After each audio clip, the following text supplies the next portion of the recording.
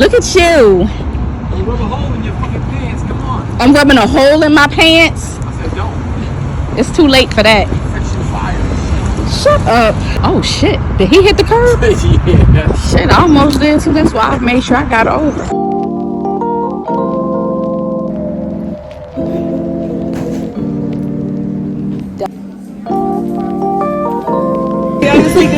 I'm like, what is he asking for? I'm just being funny. Oh, okay. I'll bring some ranch over for you, okay? Yeah, thank you. A sissy stick.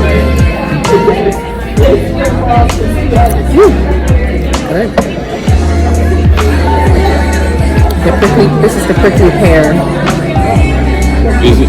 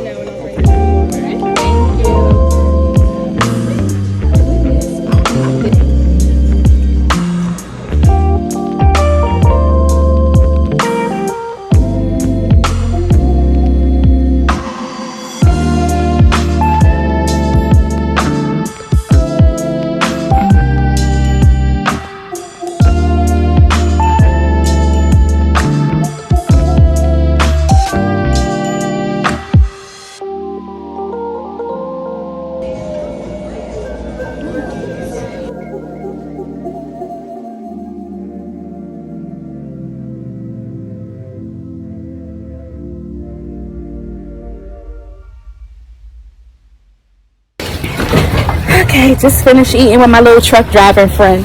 Say hey. Thank God it's some warm weather out here. Some nice weather. I met him on a dating app. Excuse me. What happened? I'm telling people how we met on a dating app like 2 weeks ago. Oh yeah, on Fat Finders. Fat Finders dating. We met on the Fat Finders dating app. He pulled up in his rig over there. I don't know if you can see the rig. He pulled up in his rig. So he could take me out. I'm not giving it up yet though. Go home, girl. Why I gotta go home? Oh, give me a kiss. Hold on. Onions. By fatfinders.com where you could find true love. Or rubbingthighs.com. rubbingthighs.com. Woo! About to wear a hole in my pants.com. He's stupid. So I just went on a little impromptu date night with the hubby. He called me while I was at work and said, hey, meet me at Miller's Ale House.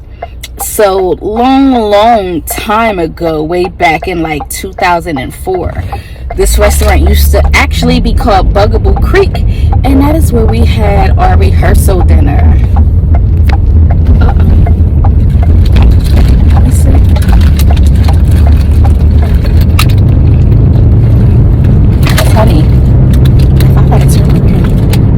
It was telling me that I did not have my AirPods. It was telling me I didn't have my AirPod, and I went into panic mode like, wait a minute, because I didn't leave anything on the table. But yeah, so we just left there. Miller's Ale House back in 2004. It used to be called Bugaboo Creek, and we took our wedding party there after our rehearsal. And yeah, that was like almost 20 years ago.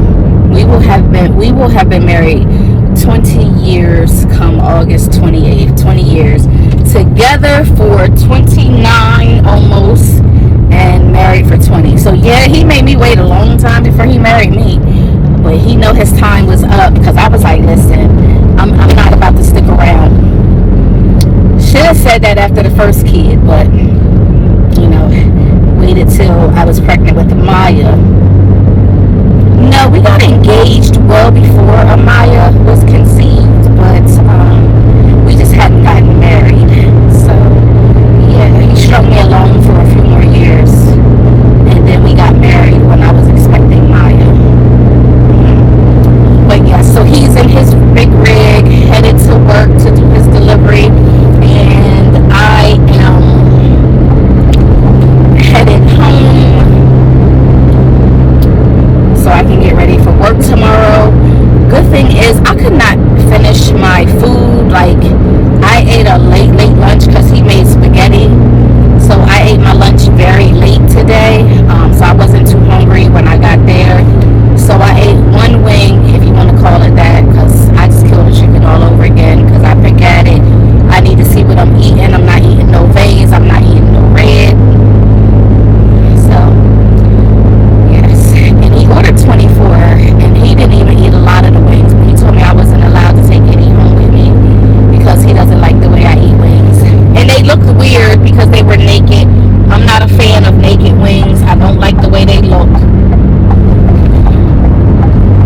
I don't like the way they look at all, so he wouldn't let me take none. But I do have my Cobb salad that I'll be able to take to work tomorrow. So I'm going to take half of that, and I'm going to take some of my spaghetti, and that's what I'm going to have for lunch tomorrow. Cobb salad and spaghetti.